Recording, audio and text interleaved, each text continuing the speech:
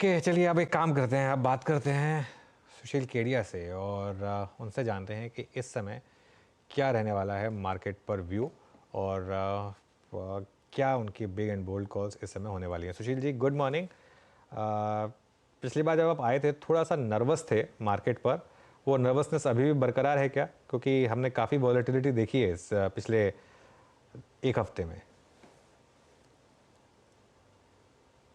तकरीबन 1000 पॉइंट तक की बात मैंने भी की, आपने भी की। और अब ये जो करेक्शन बना है ये बड़ा सॉफ्ट करेक्शन बना है।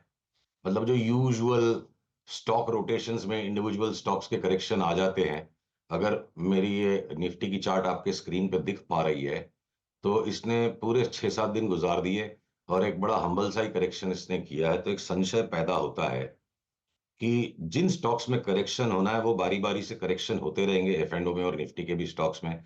और कहीं निफ्टी एक और नया हाई तो नहीं दिखा देगा।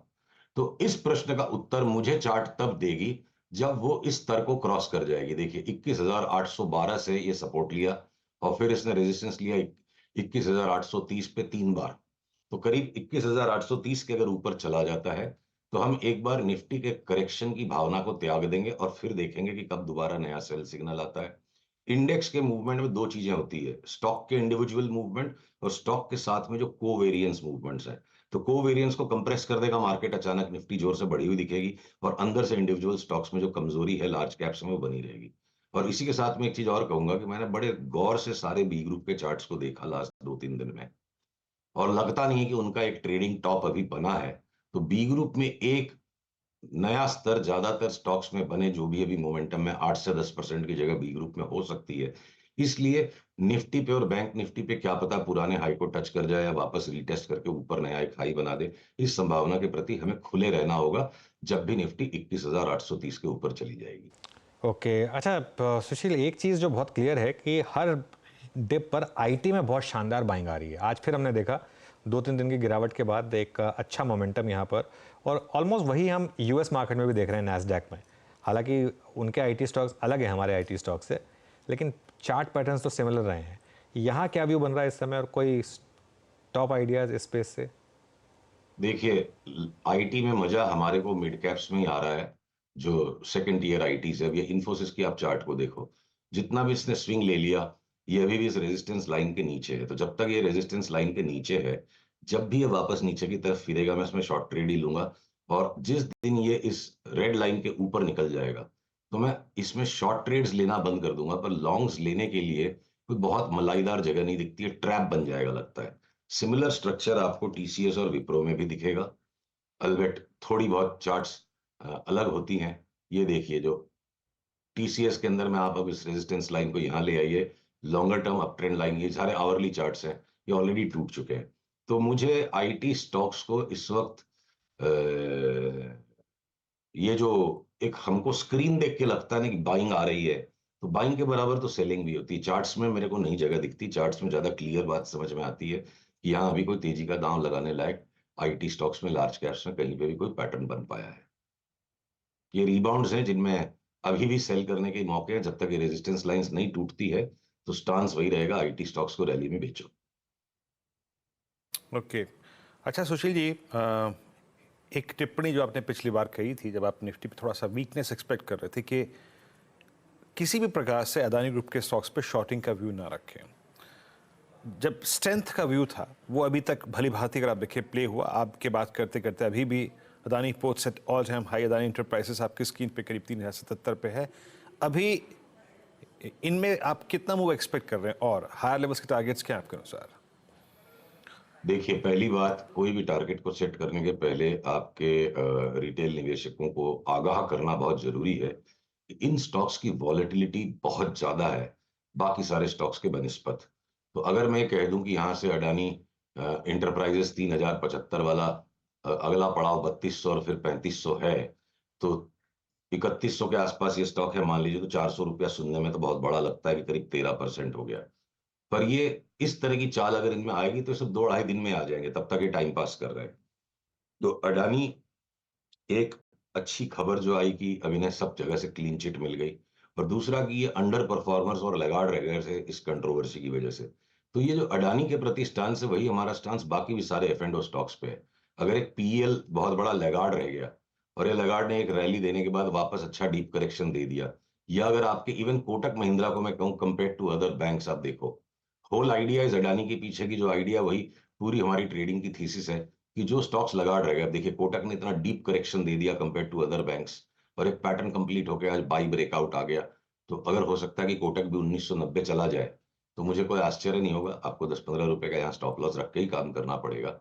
तो अब बाजार की परिस्थिति लार्ज कैप्स में ये है, sell the strength by the weakness. जो टेम्परली वीक दिख रहे हैं, तो बाजार यहाँ छद्म रच रहा है। जो लैगार्ड हैं, जो स्टॉक वीक रह गए हैं, वहां अभी भी जूस है, और जो बिल्कुल उछल रहे हैं वो कभी भी लुढ़क सकते हैं। अच्छा सुशील जी, मैंने हमेशा आपसे जो भी वार्तालाप है उसमें एक ना एक ऐसा स्टॉक पूछा है जो कि नीचे से ऊपर की तरफ या फिर बेस से बाहर निकल के आ रहा हो। हमने अच्छा। ऑयल एंड गैस स्पेस में गेल को बहुत स्ट्रॉन्ग मूव देते हुए देखा, एमजीएल मिडवे में रहा, एक आईजीएल ने लोअर लेवल से पुल बैक लिया। इसमें कोई सीरियस और अच्छा ये पुल बैक में कन्वर्ट हो जाए, अच्छा मोमेंटम जनरेट करे, इस बात के कुछ संकेत मिल रहे हैं आपको?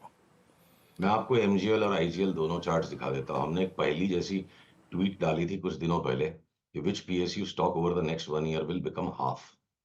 तो ये एमजीएल की मैं लॉन्ग टर्म बात कर रहा हूँ, चार्ट की 1 साल का आपको व्यू लेना है।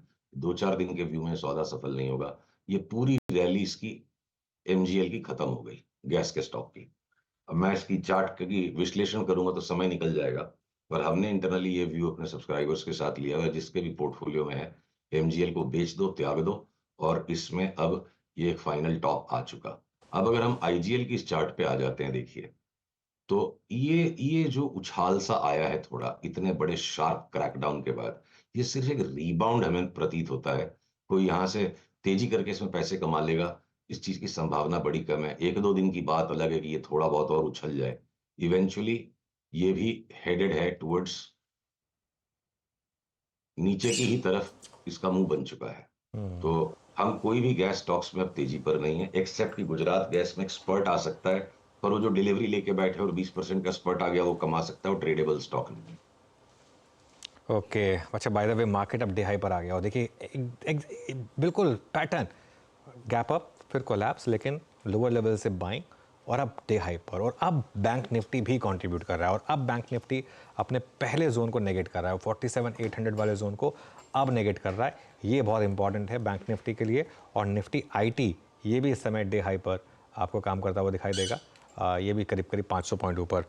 सुशील जी, फिर रॉकेट कॉल्स क्या होंगी, स्टॉक्स में क्या क्या इंपॉर्टेंट है?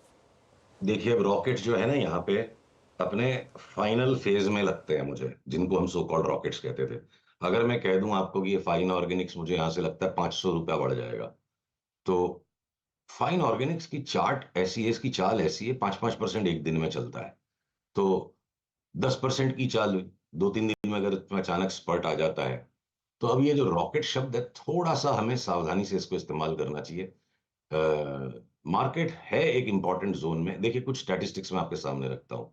यूएस मार्केट्स में 80% टाइम जनवरी के पहले 5 दिन बाजार जो भी करता है, पूरी जनवरी वही करता है।